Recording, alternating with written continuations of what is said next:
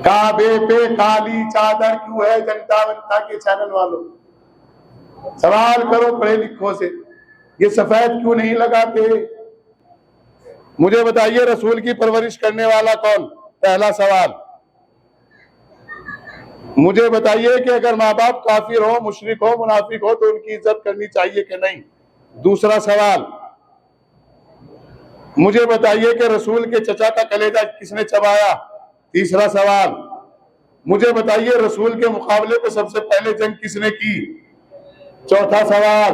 माँ बाप तो रसूल के वालिद तो वफात फरमा चुके और 6 बरस के बाद अम्मा भी चली गई। अब दादा ने दे दी जिम्मेदारी किसी को, मैं नहीं नाम लूंगा किसको दी, मुझे बताओ किसको दी। मैं सवाल करने का आदी हो गया हूं, इसलिए कि 1443 बरस से हम जवाब ही देते आ रहे हैं। अब हमारे सवाल सुनो और जवाब दो। अब हमें यह बताओ कि रसूल को पाला किसने? फिर दुआ कुनूत में क्यों पढ़ रहे हो रोजाना? रब्बे हमा कमा रब्बे आनी सगीरा, परवरदिगार उन पे ऐसे रहम फरमा जैसे वो बचपन में मुझ पे रहम फरमाते थे। उनको तलाश करके जाओ जो रहमतिल आलमीन पर रहम फरमाते थे। सलाम भेजो मोहम्मद वाले मोहम्मद पर।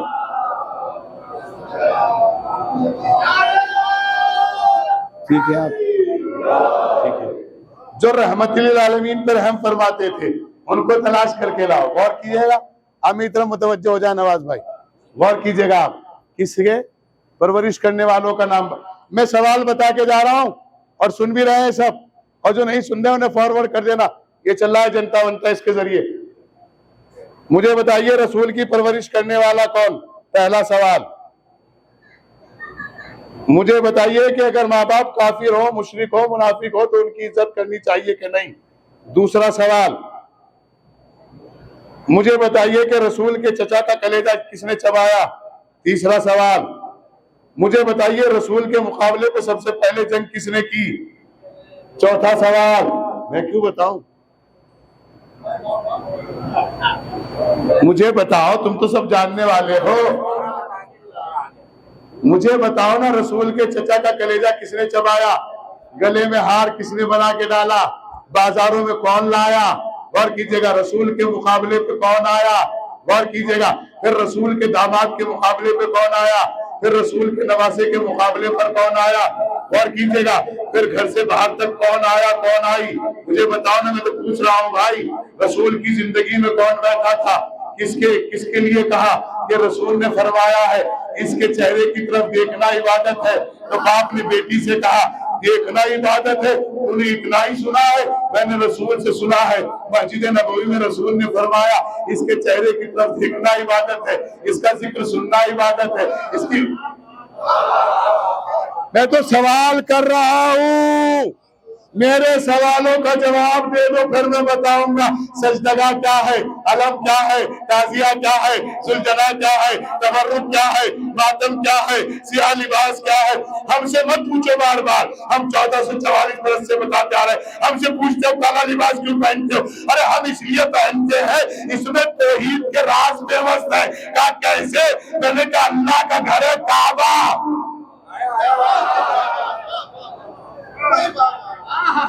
क्या है? पहला सौफाम, अमन का घर, शांति का प्रतीक। पढ़िएगा भारत का इतिहास। मोहब्बत, प्यार, प्रेम, भावना और एकता के लिए सफेद को पसंद किया जाता है। जो कभी एक नहीं होते वो सफेद के आते ही एक हो जाते। आए अल्लाह, मेरा जुमला नहीं समझ पाए। जिंदगी में कभी एक नहीं हुए, जैसे ही मरने वाला सफेद के अंदर आया सारे झगड़े भूल गए। मैं कहता हूँ अल्लाह ऐसी मौत मुस्तकिल आती रहे, इसमें झगड़े खत्म होते रहे। ऐसी जिंदगी भी बेकार है जिसमें झगड़े ही होते रहे। सलाम। तो काबे पे काला लिबास क्यों आया है? काबे पे काला चादर क्यों आई है?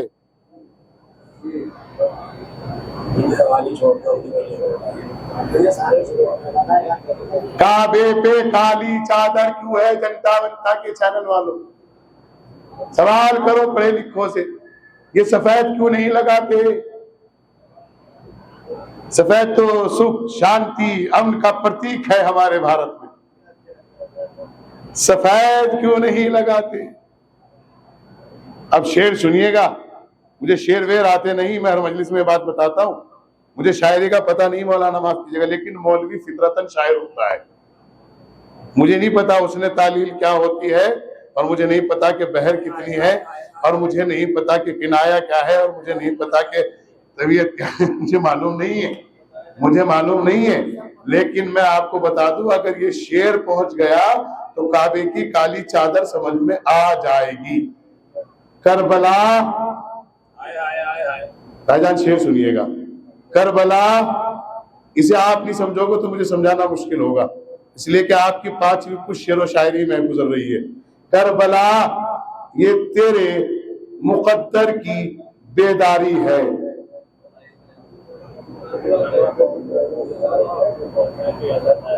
करबला, काबा पहने हुए पोशाक आजादार,